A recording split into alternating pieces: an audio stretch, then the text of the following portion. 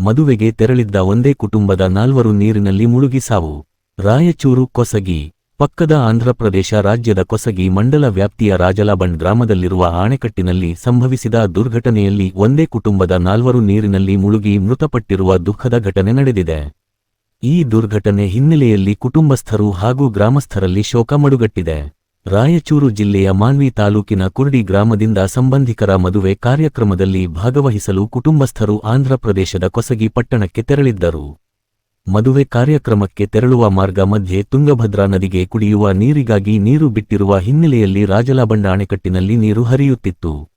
ಈ ಸಂದರ್ಭದಲ್ಲಿ ಸರದಿಗಾಗಿ 4 ಅಣೆಕಟ್ಟಿನ ಬಳಿ ನೀರಿಗೆ ಇಳಿದು ಈಜಾಡಲು ಮುಂದಾದರು. ಆದರೆ ಅಣೆಕಟ್ಟಿನ ಆಳ ಪ್ರದೇಶದಲ್ಲಿ ನೀರಿನ ಹೊಳೆಯ ತೀವ್ರತೆ ಹಾಗೂ ಆಳದ ಬಗ್ಗೆ ಅರಿವಿಲ್ಲದೆ ನೀರಿಗೆ ಇಳಿದ ಪರಿಣಾಮ 4 ಏಕಾಏಕಿ ನೀರಿನಲ್ಲಿ ಮುಳುಗಿದರು. ಜೊತೆಯಲ್ಲಿದ್ದವರು ಸಹಾಯ ಮಾಡಲು ಪ್ರಯತ್ನಿಸಿದರೂ ನೀರಿನ ವೇಗ ಮತ್ತು ಆಳದ ಕಾರಣದಿಂದ ಅವರನ್ನು ರಕ್ಷಿಸಲು ಸಾಧ್ಯವಾಗಲಿಲ್ಲ. ಪರಿಣಾಮವಾಗಿ ಗಂಡ ಹೆಂಡತಿ ಮತ್ತು 2 ಸಹೋದರರು ಸೇರಿ 4 ದುರಂತವಾಗಿ ಪ್ರಾಣ ಕಳೆದುಕೊಂಡಿದ್ದಾರೆ.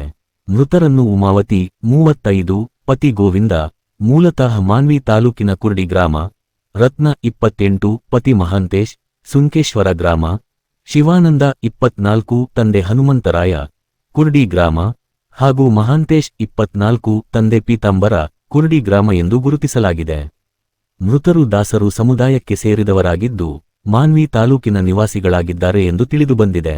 ಘಟನೆಯ ವಿಷಯ ತಿಳಿಯುತ್ತಿದ್ದಂತೆಯೇ ಸ್ಥಳೀಯರು ಹಾಗೂ ಪೊಲೀಸರು ಸ್ಥಳಕ್ಕೆ ಆಗಮಿಸಿ ರಕ್ಷಣಾ ಕಾರ್ಯಾಚರಣೆ ಕೈಗೊಂಡರು.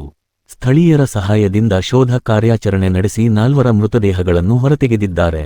ನಂತರ ಮೃತದೇಹಗಳನ್ನು ಮರಣೋತ್ತರ ಪರೀಕ್ಷೆಗಾಗಿ ಆಸ್ಪತ್ರೆಗೆ ರವಾನಿಸಲಾಗಿದೆ. ಘಟನೆ ನಡೆದ ರಾಜಲಾಬಂಡ್ ಅಣೆಕಟ್ಟು ಕಂದಕೂರ್ ಗ್ರಾಮ ವ್ಯಾಪ್ತಿಯಲ್ಲಿ ಇದ್ದು ಅದು ಆಂಧ್ರಪ್ರದೇಶ ರಾಜ್ಯದ ಕೊಸಗಿ ಮಂಡಲ ಹಾಗೂ ಕೊಸಗಿ ಪೊಲೀಸ್ ಠಾಣೆಯ ವ್ಯಾಪ್ತಿಗೆ ಒಳಪಡುತ್ತದೆ. ಈ ಹಿನ್ನೆಲೆಯಲ್ಲಿ ಕೊಸಗಿ ಪೊಲೀಸ್ ಠಾಣೆಯಲ್ಲಿ ಪ್ರಕರಣ ದಾಖಲಾಗಿದ್ದು ಪೊಲೀಸರು ಮುಂದಿನ ತನಿಖೆ ನಡೆಸುತ್ತಿದ್ದಾರೆ. ಮದುವೆ ಸಮಾರಂಭಕ್ಕಾಗಿ ಸಂತೋಷದಿಂದ ಸೇರಿದ್ದ ಕುಟುಂಬಕ್ಕೆ ಈ ದುರ್ಘಟನೆ ಆಘಾತ ತಂದಿದ್ದು ಮೃತರ ಬಂಧುಗಳು ಹಾಗೂ ಗ್ರಾಮಸ್ಥರಲ್ಲಿ ಆಕ್ರಂದನ ಮಡುಗಟ್ಟಿದೆ. ಈ ಘಟನೆ ಪ್ರದೇಶದಲ್ಲಿ ತೀವ್ರ ವಿಷಾದಕ್ಕೆ ಕಾರಣವಾಗಿದೆ. ಗದಗ ನಂಬರ್ 1 ನ್ಯೂಸ್ ವರದಿ ಶಂಕರ ಪವಾರ.